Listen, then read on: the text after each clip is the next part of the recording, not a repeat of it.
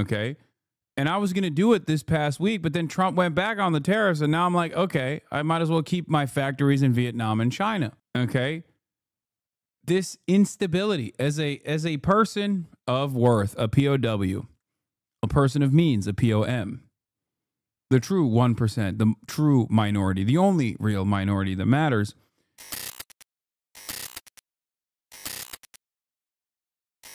We're going to get back to the tariffs as well. Also, yes, Ecuador. I'll talk about that briefly as well. I told you to watch this space with Ecuador, and some seemingly very interesting election results have come out from Ecuador. And martial law was implemented before the election even took place, weirdly enough. Of course, no one will talk about it in, I think, Western media because, you know, the guy is right-wing and pro-Trump and wanted and works with Eric Prince, as a matter of fact. So very cool stuff happening on that part in that part of the world as well. But let's talk about the tariffs. Escalating trade war with China and those mixed messages from the White House. President Trump is now signaling new tariffs on electronics after carving out exceptions last week. Senior political correspondent Rachel Scott is at the White House. Good morning, Rachel. George, good morning to you. And this one has sparked a lot of confusion. The Trump administration putting in place exemptions for some electronics like smartphones and laptops. But now the president suggesting that those are only temporary and that even more tariffs are on the way. This morning, White House whiplash. Just days after excluding smartphones, computers, and other electronics from the new steep tariffs imposed on China, the president suggesting those exemptions are temporary. On Air Force One, the president asked about the mixed signals. There's some ambiguity, or at least some questions about whether there were exceptions or exemptions. There shouldn't be ambiguity. We have a tremendous country. And now promising to impose even more tariffs on semiconductors and chips, which are essential to power everything from cell phones to cars. Like we did with steel, like we did with automobiles, like we did with aluminum, which are now fully on. We'll be doing that with semiconductors, with chips, and numerous other things. And that'll take place in the very near future.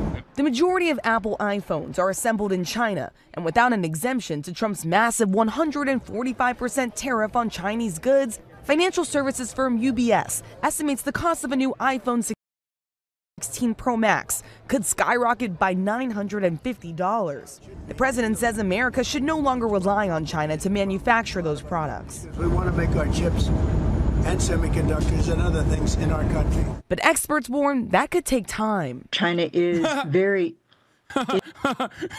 Experts warn that could take time. Oh, really? You mean the high precision manufacturing necessary to build these insane things we won't be able to magically train people to do overnight with high quality precision in the factories that don't currently exist?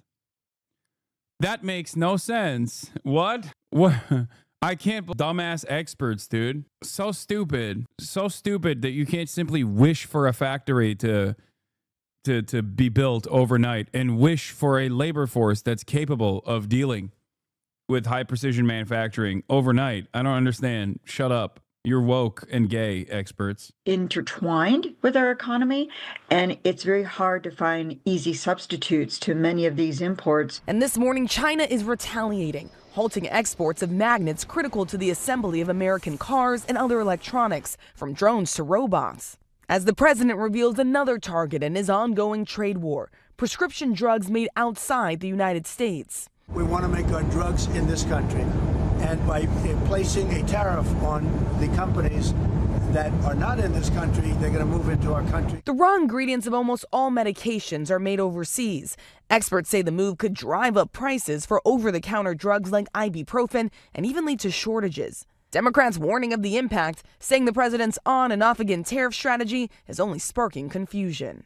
Look, I don't get it. I'm a person with $2 billion in my bank account due to all of the subscriptions that you guys have given me. Okay? I have $2 billion in my bank account, and I'm really excited to move my manufacturing from China and Vietnam directly to the United States of America. Okay? And I was going to do it this past week, but then Trump went back on the tariffs. And now I'm like, okay, I might as well keep my factories in Vietnam and China. Okay. This instability as a person of worth, a POW, a person of means, a POM, the true 1%, the true minority, the only real minority that matters. I want to build American. I want to build factory in America, but it's just all this flip-flopping has caused a lot of worry for me as a POC, a person of capital. I want to build a factory, but it's just I simply can't get myself to build a factory in the United States, the labor force necessary, and train them, because the president keeps going back and forth on his tariffs. There is no tariff policy. It's just all chaos and corruption. That's all we have going on. So over the weekend, the president said he would be releasing more details, more specifics about those new tariffs sometime today. And in just a few hours, the president will also be meeting with the president of El Salvador, who is here in Washington. He has become critical to this administration's mass deportation plan. Michael. BIPOC, business-inclined person of capital. I love that. This has been really confusing. Rachel, thank you for that. We got our chief White House correspondent, Ray Bruce, who's here in the studio with us this morning. Hard to keep up with all the changes on this tariff policy. Yeah, it certainly is. There's a lot of whiplash here. And look, the president is trying to have it both ways. On one hand, he says he's willing to show a certain flexibility, but at the same time, the White House is pushing back hard against any notion that he is blinking with China. They are scrambling now to explain this shift. His top aides are flooding the airwaves, saying these exemptions for electronics from the steepest tariffs are only temporary. Some saying this was the plan all along, even though we know for weeks they said there would be no such carve-outs. The president himself even going so far yesterday to say there was no exemption for electronics, which simply is not true. Late Friday night. So which one is it? Do we know? Are there exemptions or are there not exemptions? Because I don't think there's a single person that you can trust with these statements. It's just like Trump one day says exemptions are going to happen. And then in the next, we'll be like, just kidding. That was a joke. It's a secret. I can't tell you. All I know is that this is yet a move. Excellent play, sir. Thank you so much for once again liberating the United States of America and unleashing a robust manufacturing base here. That's the only thing I do know. Oh, that's not your goal anymore? Well, then, yeah, who needs the manufacturing anyway? And I've decided now that you also don't care about that, I don't care about that either. I never did. That's right. The only thing I know is that you're always right, and I love you. Tonight, they quietly gave these products this reprieve, and now the president insists these goods are just being shifted to a different tariff bucket, as he said, but the Commerce Secretary says that could take a month or two. The bottom line right now, these electronics are exempt for now. And lots of uncertainty for the businesses having to deal with this. Meantime, they're trying to get all these other trade deals done in the next 90 days. How realistic is that? Look, they insist they can get this done in just 90 days, but it's a real steep climb. I mean, we know right now of at least a handful of countries that are in active negotiations. They say roughly 130 have come calling and are now in discussions to somehow strike a deal. But remember the last time the president negotiated a major trade deal with Mexico and Canada in his first term? That took years to fully come to fruition. And the president says when they come to the end of these 90 days, he's going to put those sweeping so-called reciprocal tariffs back in place. And George, he has warned that there will be transition costs for Americans in the meantime. Mary Bruce, thanks very much. We are getting a clearer picture of how Americans are feeling about President Trump and his economic policy. What do you mean? Harry Anton says Americans are not buying what Trump is selling them. Trump is selling them prosperity. Do Americans not want prosperity? I don't understand. Everything he said is in the direction of prosperity. 12 weeks into his second term. CNN chief data analyst Harry Anton is here to run the numbers. Hello, Harry. Happy Sunday to you. You as well. Okay, so where are we with Americans and how they're viewing the economy? Yeah, so a CBS News YouGov poll came out earlier today, and I will just say, I'll put it in stark terms, I believe this is the worst poll that Donald Trump has received in his second term, and we can go through it, Jessica. Let's talk about the economy, right? Think the economy is getting worse. Back in November, it was 42% of Americans. You don't have to be a genius to follow this timeline. By February, it was 49%, March, 51%. Look at where we are now, 53%. The clear majority of Americans think the economy is rising. When Trump, of course, won that second term, it was 42%. Now we're up 11 Holy Toledo. points. The clear majority, 53%. This poll and this number in particular is no bueno. Bro, they're losing their business and still crying and blaming everybody else. I love this for you. I love this. Nice. I love this for you. I love to see you fail. I love to see your family be affected and hurt because you voted for Trump. Yeah, I voted for Trump. Absolutely. Did I know he was going to increase the tariffs? Yes, I did. However, I thought that the infrastructure would be set up prior. How, dude? How? How did you think that? Why did you think that? He said tariffs are the greatest word in the English language. He never said building a robust manufacturing base is the greatest word in the English language. It'd be multiple words anyway. It would be multiple words. He never uses multiple words. He just used the one word.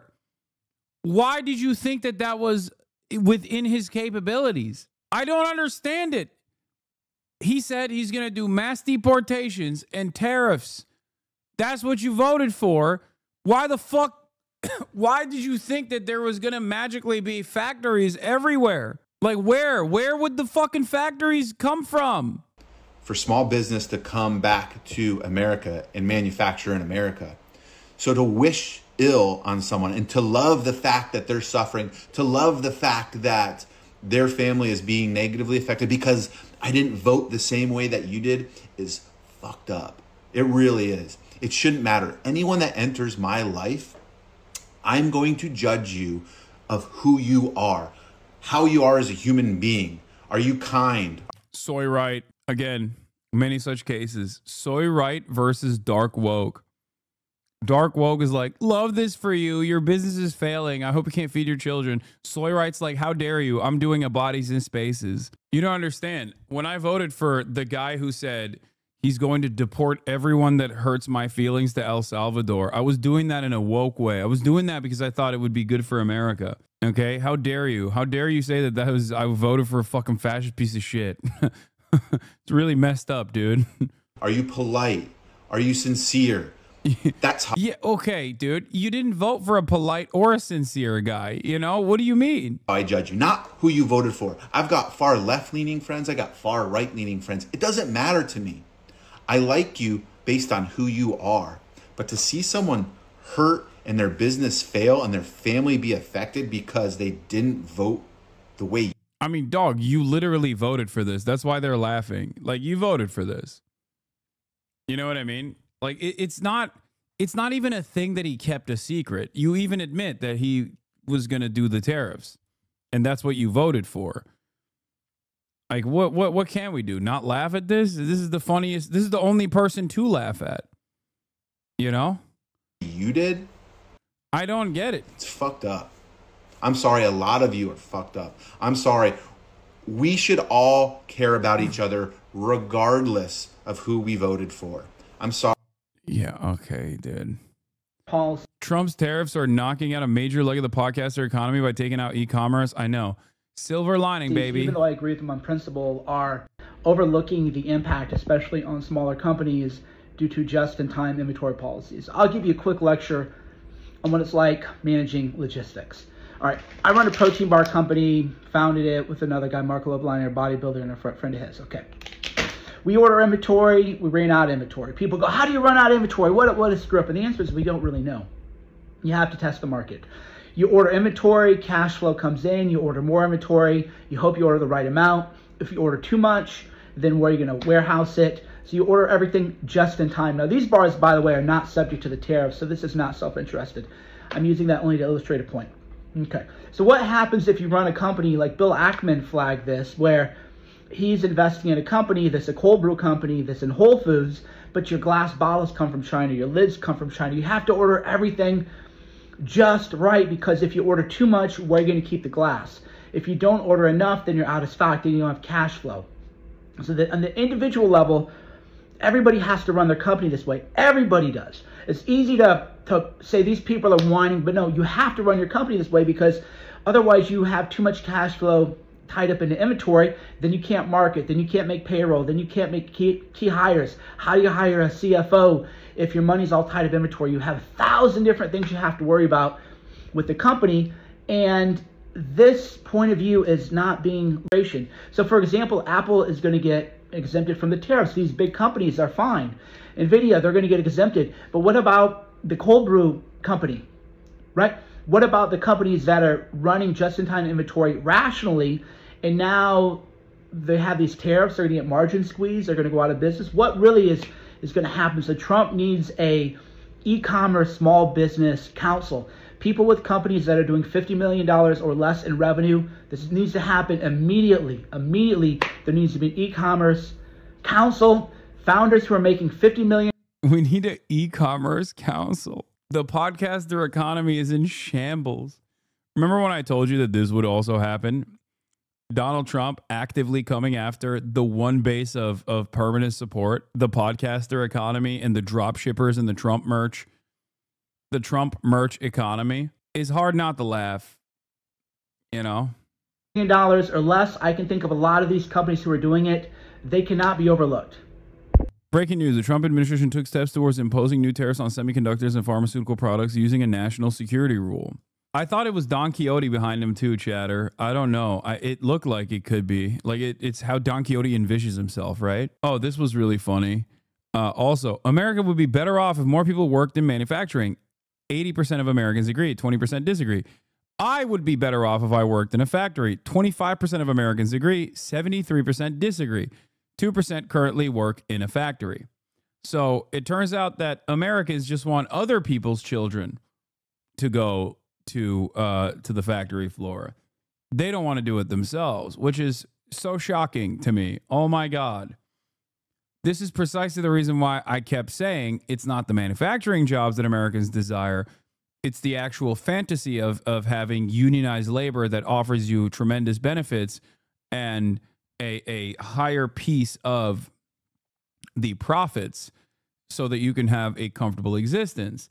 We have jobs already in this country. Service economy jobs, for example. Lots of those jobs are gig economy jobs. The problem isn't that the jobs are gay or woke or not hardcore and hard labor. That's precisely the reason why I also kept repeating that many people that have parents that have worked in construction, or many people that currently in my community that work in menial labor, for example, construction jobs or factory jobs, don't want their children to work in factory jobs. That's kind of the American dream. The American dream is you break your back so your next of kin doesn't have to. But because we're so far removed from having any sort of factory jobs whatsoever, that people forgot about it and simply fantasize about it. Same principle behind coal miners. Nobody wants black lung. They just want a good income. They want to be able to have a single parent work in a two-parent household, and the other parent can just fucking take care of the children or do whatever the fuck they want to do. They want to be able to go on vacation. That is what people want. It's not about wokeness at all. It's so stupid. That's it. But you're not getting that. No one is getting that. What we're getting instead is no manufacturing, higher prices in general, and no fixing of the no like onshoring. And even if there was any sort of marginal onshoring, it wouldn't mean good jobs to begin with. For the President of the United States, Jessica. And who are they blaming for what they are seeing as an economic downturn? Yeah, okay. So obviously you had Joe Biden before you had Donald Trump. And of course, Donald Trump would say, you know, Joe Biden left us in a horrible state and I have to help dig us out of it. All right. So let's take a look here. More responsible for the state of the economy or the economic state. In March, CBS News asked about inflation, and 38% said it was Joe Biden who was more responsible, compared to 34% who said Donald Trump. Let's jump forward to now, in the month of April. Look at this number. Wait, 21% still say it's Biden's fault? Why? Did Biden hit Donald Trump with the mind laser beam? Like, am I misreading this data? Did they think that like Biden is responsible for Trump doing the tariff scheme? Of Americans say that Donald Trump is more to blame for the state of the economy than Joe Biden. Joe Biden's number has fallen from 38% to 21%. Donald Trump may try to blame Joe Biden for this, and maybe that was working a month ago in the month of March. But since the tariff war has begun, it's not working anymore. Americans are not buying what Donald Trump is selling them. They believe, the clear majority, 54%, that Donald Trump is more to blame for the state of the economy at this point than Joe Biden is, Jessica. That is interesting to see how that evolves just in the last month, really. Yeah. How are they viewing tariffs? Yeah. Okay. So obviously the big thing when it comes to the state of the economy right now for Donald Trump is tariffs. So let's take a look here. All right. The tariff plan, new tariffs on importing goods, opposed versus favor. You go back to January. Look at this. 48% said they favored these new tariffs, these Donald Trump tariffs, compared to 46% who opposed. Look at where we are now in the CBS News YouGov poll. A switcheroo, Jessica, a switcheroo. The clear majority, 58% of Americans oppose these new tariffs compared to just 42% who favor them. Again, this is part of the picture that we've seen throughout this presentation, right, Jessica? More and more people are turning against Donald Trump. Their views of the economy are getting worse. They are holding Donald Trump responsible. And when it comes to his signature issue, so far in his second term, tariffs. Yeah. This is the meme. Who wants more American factories? Who wants to work in the American factories? Nope. I mean, my goodness gracious, that trend line is ridiculously awful for Trump. The opposition number from 46 to 58 and the favor from 48 to 42. Americans have switched on a dime on the economy, on Donald Trump, in large part because of the tariffs, which they increasingly do not like. And what's the biggest problem with Trump's plan for these people? Well, I think it's the biggest problem that you hear our analysts say all the time is they don't know what the heck. My uncle's blaming Biden that he will go out of business because of the tariffs. That's amazing. Your uncle is keep me posted on your uncle's activities. I love that. Donald Trump is doing. It's his approach. I mean, take a look here. Trump's approach to tariffs and trade, that is the way he's going about it. Just 37% of Americans like it. Look at this number. 63%, nearly 2/3 dislike it. Among independents, Jessica, it's just... Bro, I told you. The one thing that you can't touch are the fucking treats. Nobody listens to me. I said this. Donald Trump came after the treats. He said the treatlerites will suffer. And lo and behold, you know, you can't fuck up the bag. You can't, in Felix's words, you can't molest the money, okay? And you can't touch the treats. You can't, I don't know. This is why I always laugh whenever people, 36K people listening, Lamau, this guy's a character, Lamau. We are all here listening.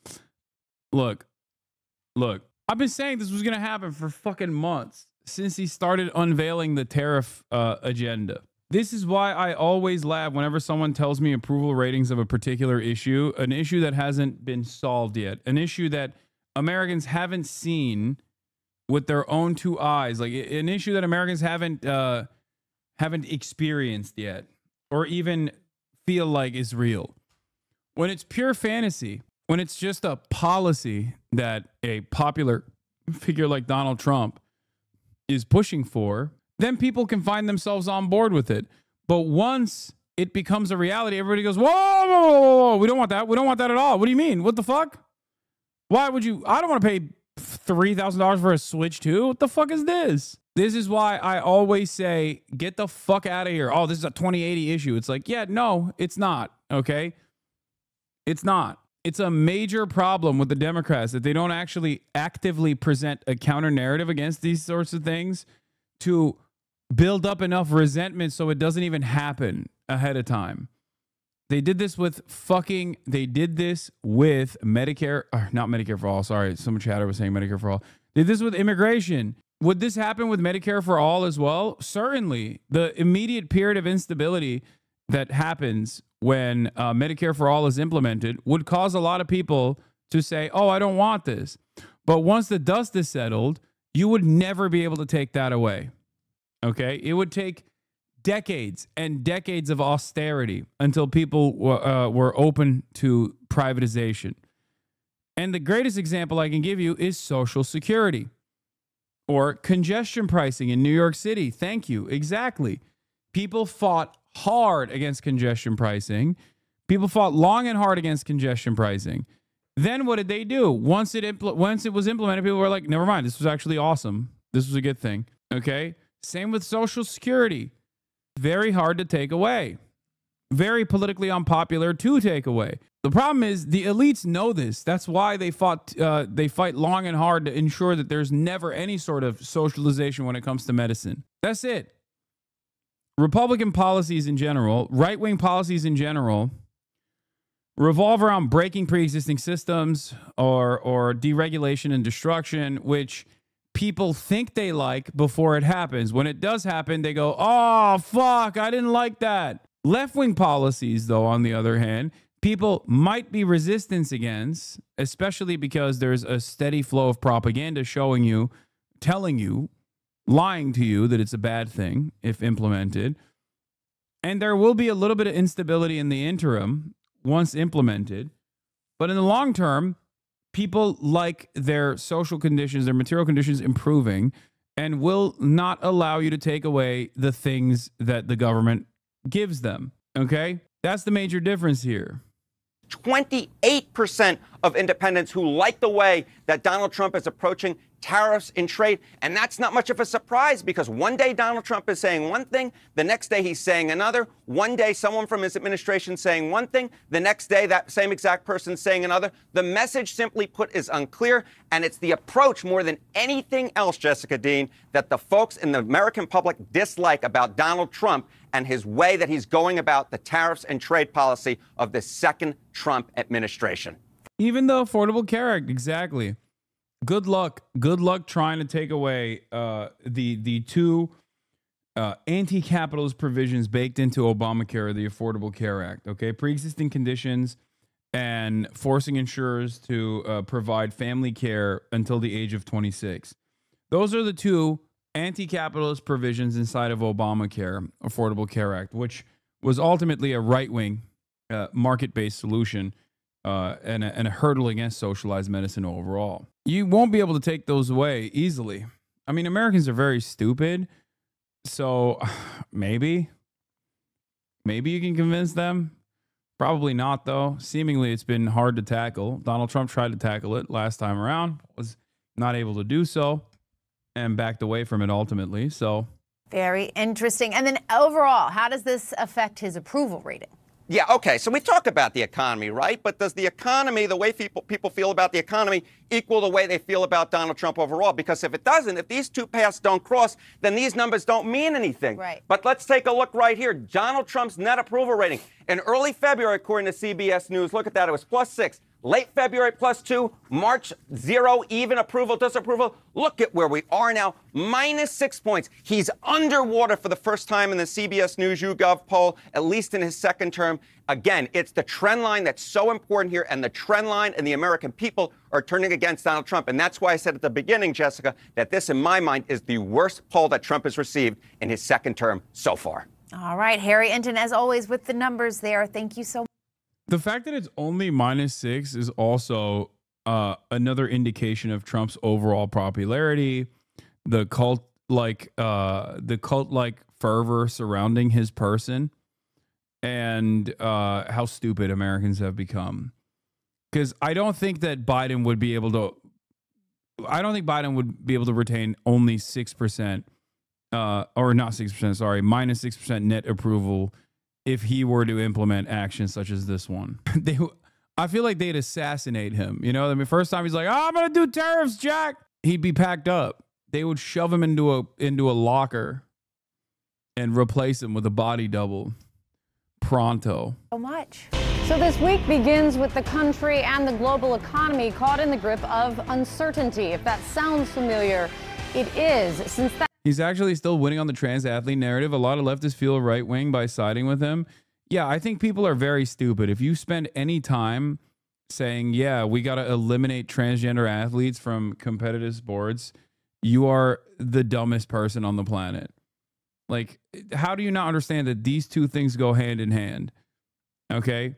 It's this stuff that's impactful. The trade war, the unnecessary trade war that Trump implemented, that is ruining your future, or not tackling the cost of living crisis that he ran on and successfully won on. anyone that fucking thinks that the real issue in America is like the 3 transgender athletes or whatever is the biggest dumbass of all time. I'm sorry. I can't have a serious conversation with a person like that.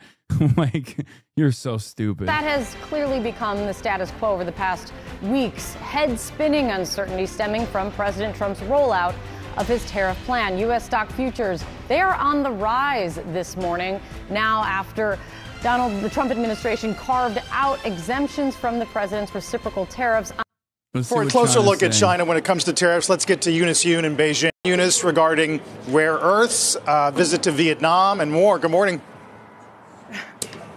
Yeah, there's a lot going on here. You guys were talking about those tariff exemptions. The Chinese government, on the whole, over the weekend, had acknowledged that the tariff exemptions were what they described as a small step, and even said that China was evaluating the impact. The state media, though, had said that this was a U.S. retreat, and also more evidence that the Chinese supply chain is really, really important for the world. Today, though, probably because of a lot of the confusion out of the messaging from the White House, the Chinese government doubled down on their overall stance. That is that the U.S. government should abolish the tariffs and the what they describe as wrongful actions around those tariffs. What was also interesting is that a state-linked TV-linked social media account, which is now closely watched for messaging on U.S.-China trade, just several hours ago elaborated a little bit further, saying that to the Trump team, their, what they call delusion,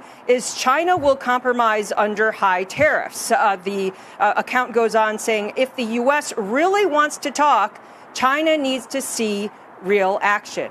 What was also interesting is that the same blogger account was hinting at who would be taken, what kind of step would be taken next. And the target, they said, was American IP and American brands. And then this blogger went on to suggest that Chinese people could reject them.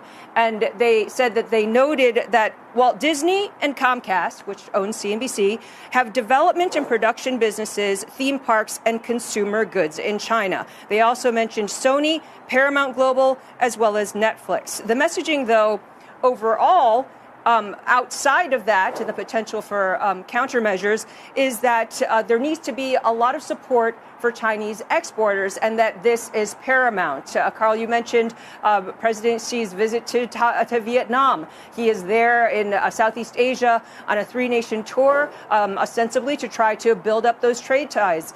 Today, he announced, or China and Vietnam announced that they had signed several trade negotiation deals. And then, of course, there is the private sector that is also getting involved to try to help redirect some of the goods that the exporters used to sell, and I guess so still do sell to the United States as well as elsewhere, but also to sell them here in China.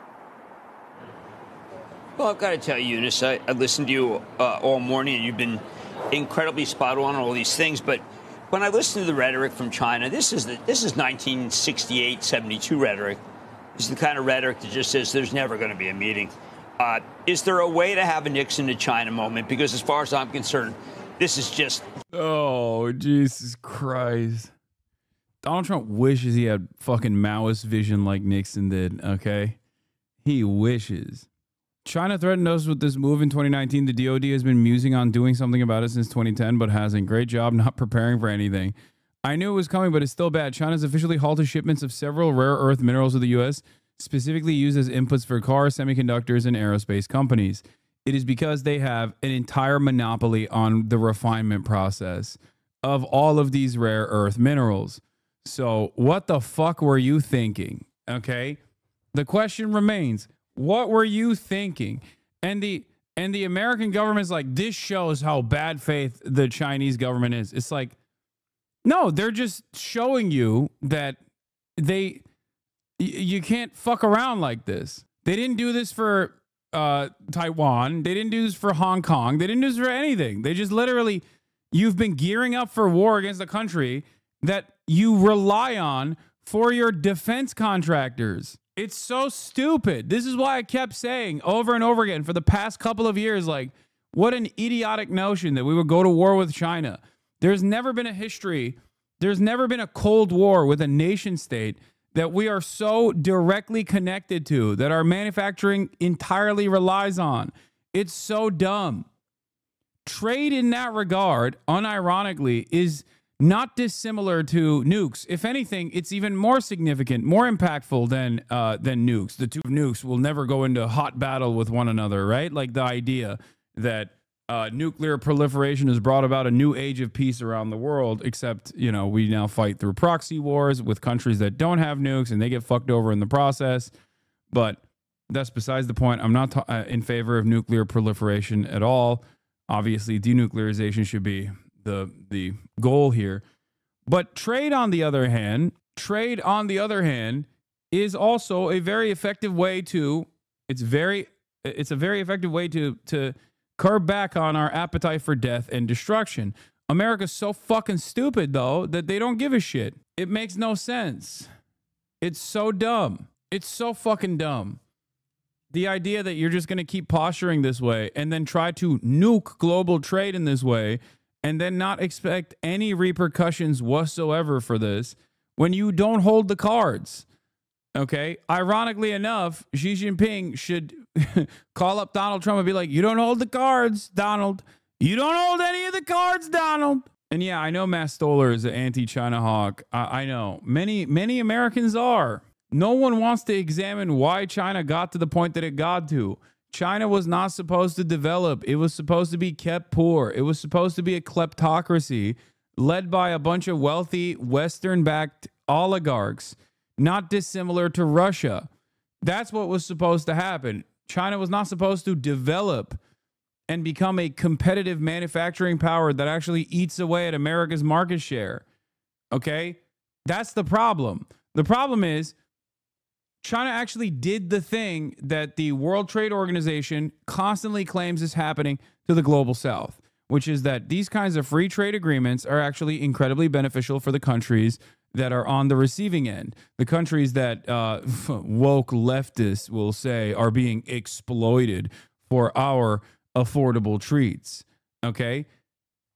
The reason why we're on the fuck China tip for the past multiple decades at this point is because they were able to actually take all of the foreign capital and then distribute it evenly. Okay? And before people say, Hasan, China has billionaires. I know, dude. I know they do. And you know what happens to those billionaires? Sometimes when the Chinese government doesn't like what they have to say about banking regulation, for example, Jack Ma happens. Okay?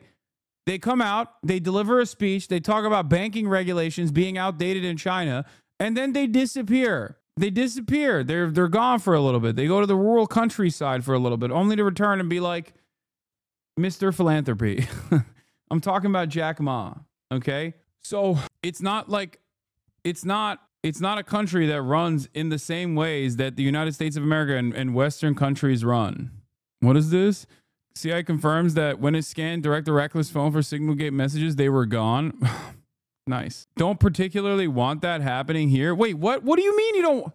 What are you talking about? Are you a CEO? Are you a billionaire? You mean to tell me that, let's say America is China, okay? Elon Musk, greatly reliant on state subsidies, becomes a billionaire, comes out against taxes. Elon Musk gets disappeared overnight, comes back to sing the praise and government regulation. You don't want that here? What are you talking about? You're not a billionaire. You're not a fucking CEO. Why would you look at the system that they have designed over there and be like, well, one day I could be a billionaire, and when I do, I want to be able to control the government? Is that what you're saying? Nope, just a lib that wants billionaires to pay more? Yeah, okay. Well, good luck with that. Good luck. Good luck. It hasn't happened yet. And I don't think it'll ever happen. Why would it happen? In China, the billionaires and corporations are controlled by the government. In America, the billionaires and the corporations control the government. That's the difference. It's far from perfect, okay, the Chinese style, but I think they're demonstrably better than the way that we're doing business. They're so much better. They're so much better in terms of doing business that we consider it cheating. We literally consider what China is doing cheating. Everybody has state subsidies, but China has extra subsidies. And the extra subsidies, as a matter of fact, is considered cheating because they don't have the same profit-centered, they don't have the same profit interest that capitalist corporations do. We give subsidies to our corporations. They somehow turn back into, they somehow generate all that wealth and then turn it back into stock buybacks. They don't do that. If you were to do that, you'd go to fucking prison. There's never an instance where power concedes without demand and never without any sort of serious mechanism to claw back said power.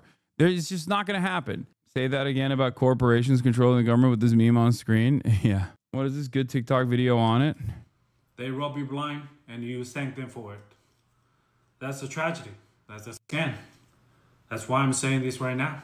Americans, you don't Bro, he looks too Chinese for me to believe him. need a tariff. You need a revolution. For decades, your government and oligarchs only ship your job to China. Not for diplomacy, not for peace, but to exploit cheap laborers. And in the process, they hollowed out your middle class, crashed your working class, and told you to be proud while they sold your future for profit. And yes, China made money, but we used it to build roads, leave millions out of poverty. Yes, it's what you do with the money that matters. Why do we not have the same level of smoke for India? Why don't we have the same smoke for any of the other nations that are industrializing as well, that we use as a manufacturing hub? Fund healthcare, raise living standard. We reinvest in our people. My family also benefit from it. What did your oligarchs do? That's mansions with golf course driveways. They manipulate the market, dodge tax, and pour billions into endless wars. And you get stagnant wages, crippling healthcare cost, cheap dopamine, debt, and flagged wave property made in China while they pick your pocket. For 40 years, both China and the United States benefit from the trade, the manufacturing, but only one of us use that wealth to build. This isn't China's fault. This is yours. You let this happen. You let the oligarchs feed you lies while they made you fat, poor, and addicted. Now they blame China for mess they made.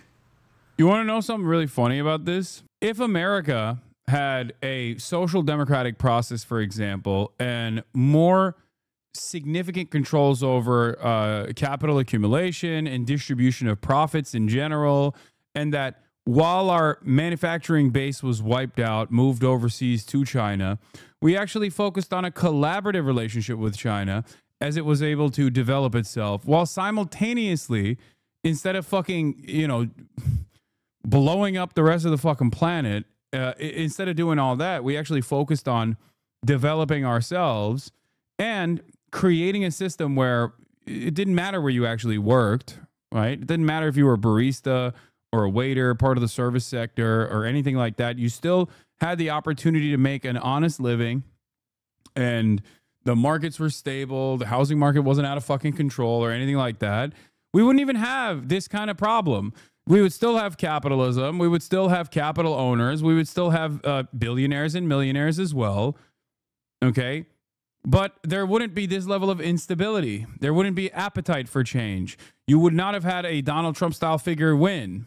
The irony is that the endless greed is a suicidal ambition. The endless greed in this regard is the reason why we're in the position that we're in. It's also impossible to maintain social democracy of that sort. Obviously, look to Europe. No matter what, when there is this level of wealth and income inequality and people that stand to gain more, they will always try to create new profit sectors. The radicalization of normies from contact with regular Chinese people is accelerating. China's soft power is growing. Oh, for sure. In the Chinese internet.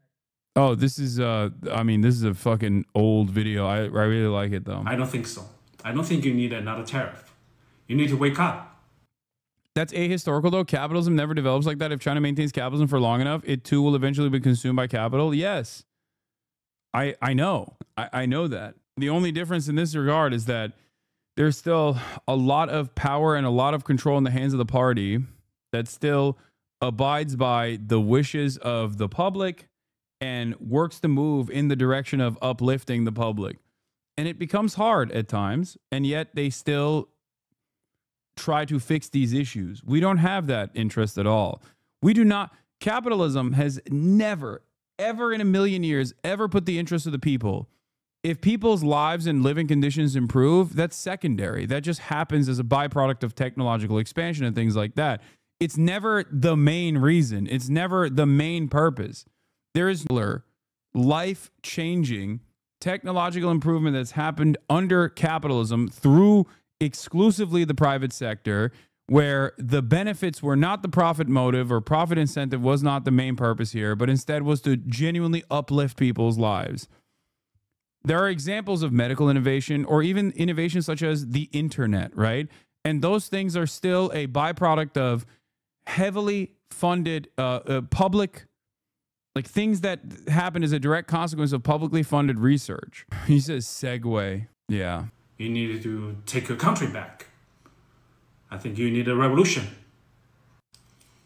They rob you blind. This is why I fucking say your enemy is not China, it's global capital. Just like how the Sacklers got your people hooked on opiates and your government slapped them on the wrist, now you all blame China for your addictions. You are 5% of the planet but consume 80% of all manufactured opioids, and somehow it's our fault. It's true. Netizens cooking. You think you don't have master?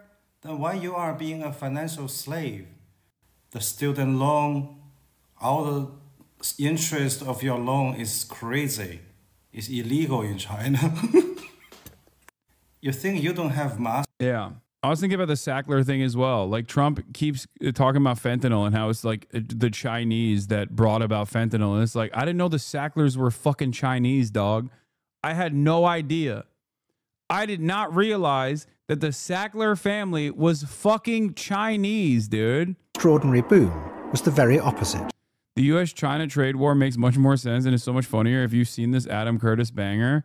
I'm irreplaceable. This, I think, is one of the biggest differences between, if Israel looked to apartheid South Africa and learned the lessons of what not to do and become an impossible to shake force in American politics at the domestic level, so that your allegiance with the global hegemonic superpower never goes away, and you can continue doing death and destruction, genocide, apartheid, all that good stuff.